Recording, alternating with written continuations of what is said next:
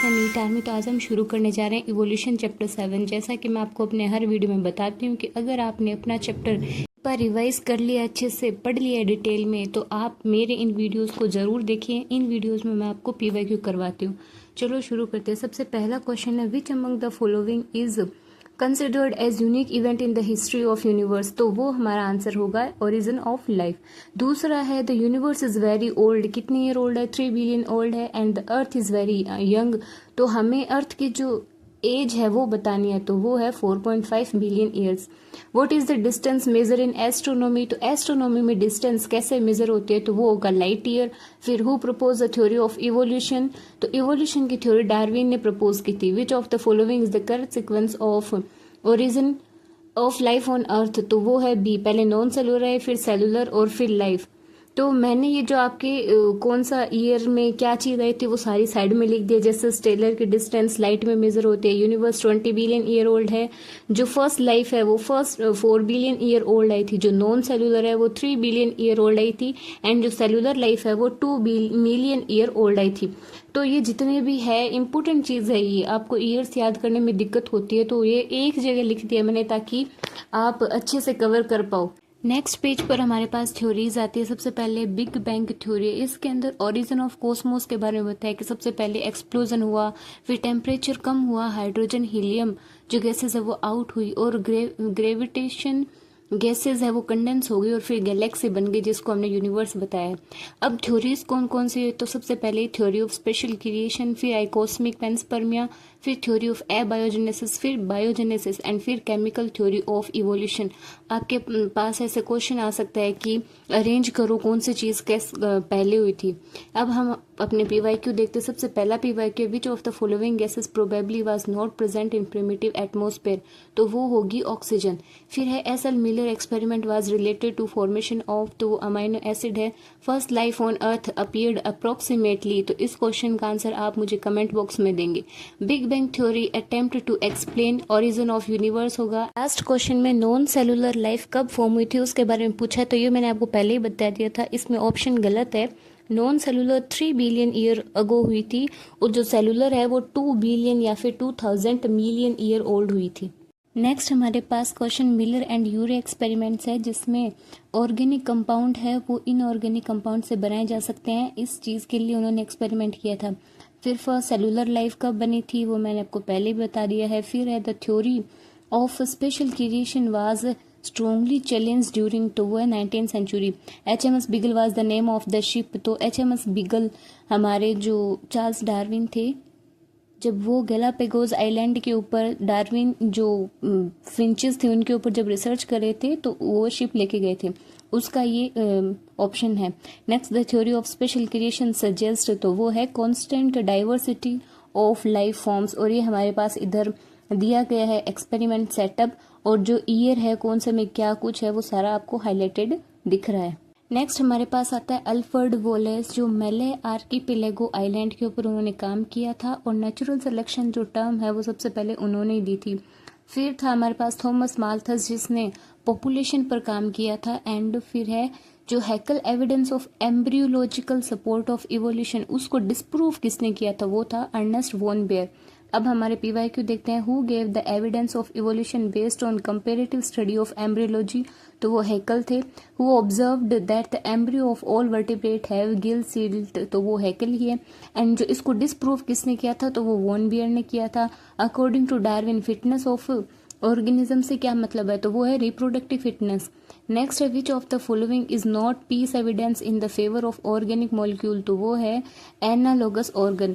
अब हमारे पास नोट में देख लीजिए कि natural selection mechanism of evolution दिखाता है, फोसिल्स पैलेंटोलॉजी को दिखाता है, एम्ब्रियोलॉजिकल सपोर्ट अर्नेस्ट हैकल ने दिया था, और इसको disproved Karl Ernest von Baer ने किया था।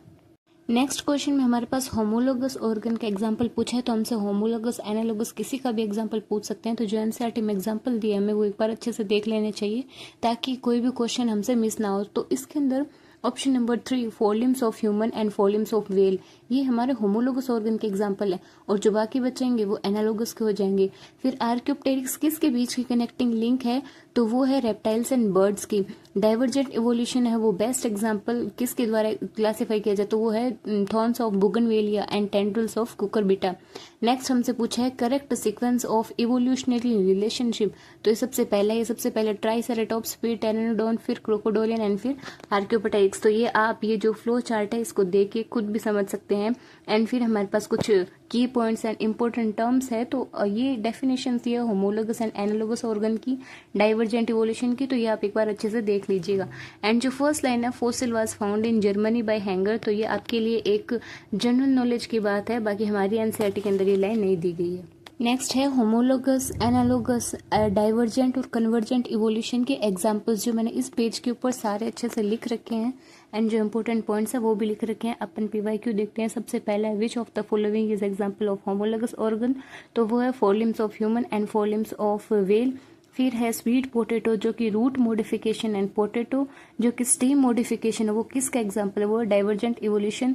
एंड ये बहुत इंपॉर्टेंट चीज़ भी है, आपकी 11th क्लास में ये चीज़ें दी गई है कि कौन रूट मॉडिफिकेशन और कौन स्टेम है, तो ये पीवाईक्यू वैसे भी आपके लिए इंपॉर्टेंट हो जाता है। फिर which of the following is best represent convergent evolution, तो वो हमारा ऑप्शन फर्स्ट है wings of butterfly and wings of bird.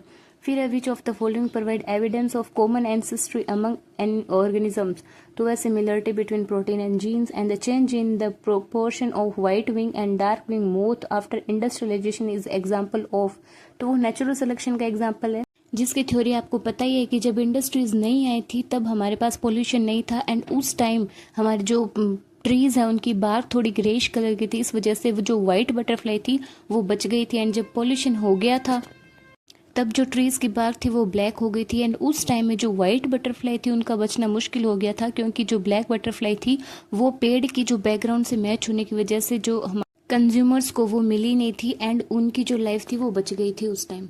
Next question हमारे पास कुछ लाइकेन से बनता है एंड डार्क विंग्ड जो मोथ है उनसे बनता है। सबसे पहला क्वेश्चन है लाइकेन लाइकेन जो इंडस्ट्रियल पोल्यूशन का एक इंडिकेटर है।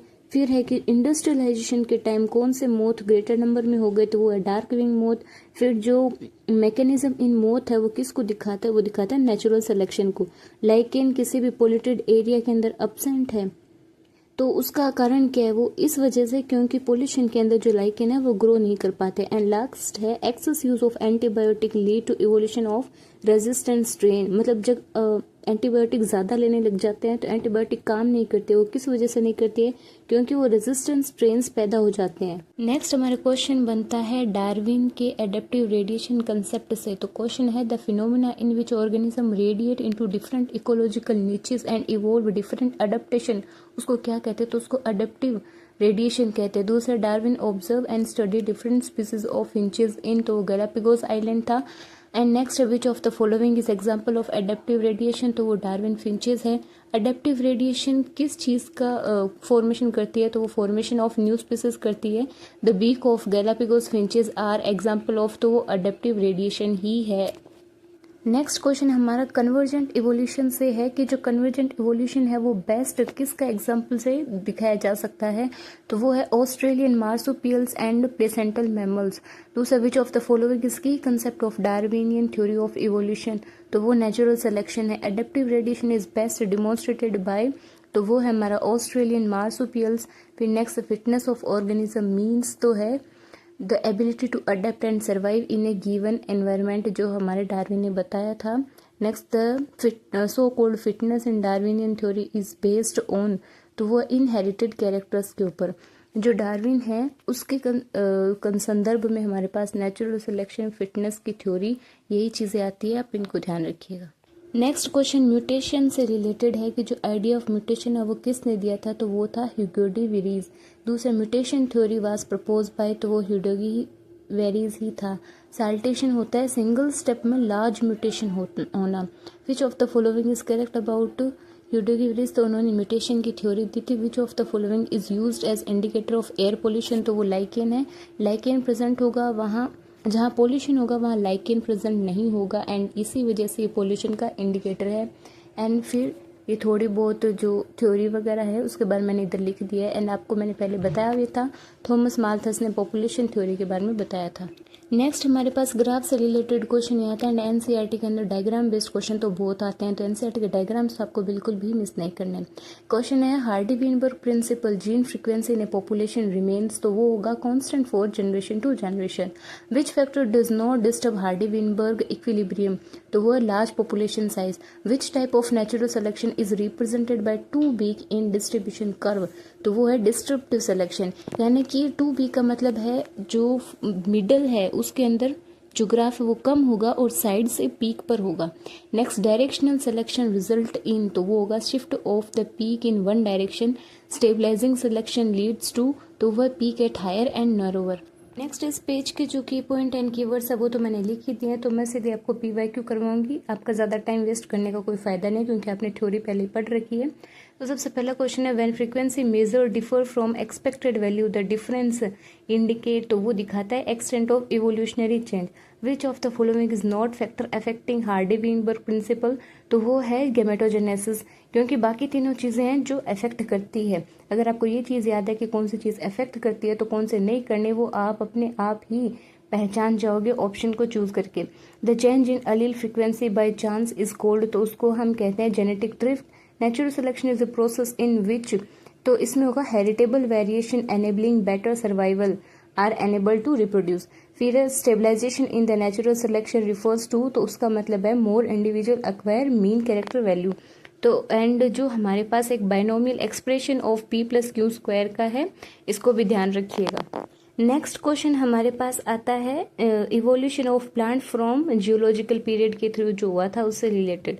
सबसे पहला है during which geological period did the first vascular plant appeared on land, तो वो था डेवोनियन पीरियड।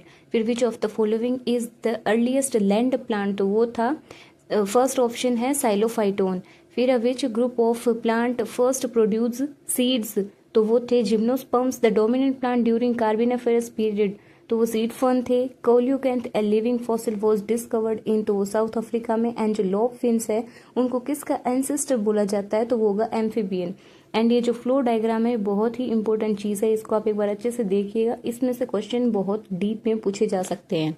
नेक्स्ट हमारे पास evolutionary history of vertebrate to zoological period explain करी गई है। इसके अंदर जो की पॉइंट्स है वो देखिएगा कि जो अर्ली रेप्टाइल्स है वो कार्बोनिफेरस पीरियड में मिली थी। एंड जो पेलिकोसोरस थी, कोडोन्स, थेरियोप्टिस एंड डायनासोर्स है वो एक्सटिंक्ट ग्रुप है। सोरोप्सिड्स है वो रेप्टाइल्स को उन्होंने ग्रो किया है। इसका मतलब ये भी पूछ सकते हैं कि जो रेप्टाइल्स के एंसेस्टर है वो कौन है, तो वो सोरोप्सिड्स है। सिनेप्सिड है उन्होंने मैमल्स को राइज दिया है। एंड सोरोप्सिड एंसेस्टर ऑफ रेप्टाइल है, सिनेप्सिड एंसेस्टर ऑफ मैमल है। एंड जो एम्फीबियन फर्स्ट एम्फीबियन जो लैंड पे एंड वाटर पे दोनों पे रहते हैं वो रेप्टाइल्स होते हैं। थिक शेल्ड एग जो प्रोड्यूस करते हैं और वो जो सन में भी ड्राई नहीं होते हैं। और जो मॉडर्न रेप्टाइल्स है उनके जो एग्जाम्पल्स हैं वो है टर्टल, टोर्टोइस एंड क्रोकोडाइल्स। एंड इन्हीं से क्वेश्चन बनते हैं। जो साइड में पीवाईक्यू लिखे हैं ये शायद थोड़ा मिसप्रिंट हो गया इधर, तो आप इस टेबल को ध्यान रखिएगा। एंड इसी से क्वेश्चन पूछे जाते हैं। जो एंसेस्टर है उन पे ज्यादा फोकस कीजिएगा। नेक्स्ट हमारे पास आता है कि जो डायनासोर्स है वो डिसअपियर हो गए थे 65 मिलियन ईयर्स अगो, तो उसका कारण था क्लाइमेटिक चेंज। फिर इक्थियोसोर्स थे वो फिश लाइक रेप्टाइल्स थे। जो फर्स्ट मैमल थे वो शूज लाइक थे। एंड ये बहुत हिडन लाइन है इस चैप्टर की, ऐसे लगता ही नहीं है कि ये लाइन इस चैप्टर में मिल भी सकती है। नेक्स्ट है ह्यूडोगी ने क्या कौन सी थ्योरी प्रपोज की, तो मैंने बता दी थी mutation theory. And the earliest human like primate that use stone tool was, तो वो होमो हैबिलिस है। एंड जो origin and evolution of man वाली जो थ्योरी है ये बहुत इंपॉर्टेंट है। इसके अंदर आपसे कोई सा भी सवाल उठा के पूछा जा सकता है कि ड्रायोपिथेकस क्या थे, रामापिथेकस क्या थे, इथोपिया जो चीज़ है वो क्या थी, टेंजेनिया क्या था। एंड जो 650 में 800 सीसी ये जो हमारा ब्रेन कैपेसिटी है, ये तो बहुत ही फेवरेट क्वेश्चन होते हैं। ब्रेन कैपेसिटी बहुत पूछी जाती है।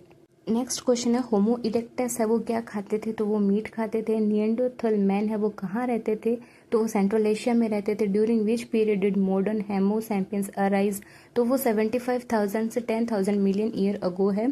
Prehistoric cave are developed about, तो वो 18,000 ईयर ओल्ड डेवलप्ड मिले हैं। जो भीमबेटका रॉक शेल्टर है वो कहाँ लोकेटेड है, तो वो मध्य प्रदेश में है। एग्रीकल्चर स्टार्टेड अबाउट, तो वो है 10,000 ईयर ओल्ड। एंड इस पेज के जो क्वेश्चंस है वो एसएसटी के जैसे लगते हैं, तो हम कंफ्यूज हो जाते हैं पेपर में। तो ऐसी जो हिडन लाइन है वो हमें अच्छे से देखनी चाहिए। ये हमारा लास्ट पेज है। सबसे पहला क्वेश्चन है, diversity of life form on earth has been changing over, तो ये है millions of year. Which of the following is the basis of Darwinian theory of natural selection, तो वो सारे हैं कि जो स्ट्रगल है उनमें अंदर जो सर्वाइवल है और जो वेरिएशन एंड हेरिडिटी है उस पर डिपेंड करता है। फिर है homologous organ are the result of, तो वो है डाइवर्जेंट इवोल्यूशन के। एंड जो एनालोगस है वो है कन्वर्जेंट इवोल्यूशन के। The phenomena in which many species arise from a common ancestor species, तो उनको कहते हैं adaptive radiation. Which of the following provide the most reliable evidence of evolution, तो वो सारी है कि कॉम्परेटिव एनाटॉमी क्या होता है, फोसिल्स है, और कंपेरेटिव बायोकेमिस्ट्री, तो ये सारी चीजें हमारे मोस्ट रिलायबल एविडेंस है रिवोल्यूशन के। Human brain and language are example of, तो वो होमोलॉजी के एग्जाम्पल है। ये हमारा चैप्टर खत्म होता है। एंड मैंने आपको जो इस चैप्टर के अंदर इंपॉर्टेंट एनसीईआरटी के क्वेश्चंस है वो बताएं मुझे। एंड जो समरी पेज के इधर साइड में जो पॉइंट्स लिखे गए हैं ये बोर्ड्स के पीवाईक्यू, मैंने अपनी तरफ से पूरी कोशिश की है सभी PYQ NEET student and board student को एक्सप्लेन करने की, ताकि उनको ज़्यादा से ज़्यादा क्वेश्चंस मिले एंड उनमें हेल्प मिले। तो मुझे कमेंट बॉक्स में अगर आपने पूरा वीडियो देखा है तो कमेंट ज़रूर कीजिएगा, मुझे सब्सक्राइब कीजिए, लाइक कीजिए। Thanks for watching.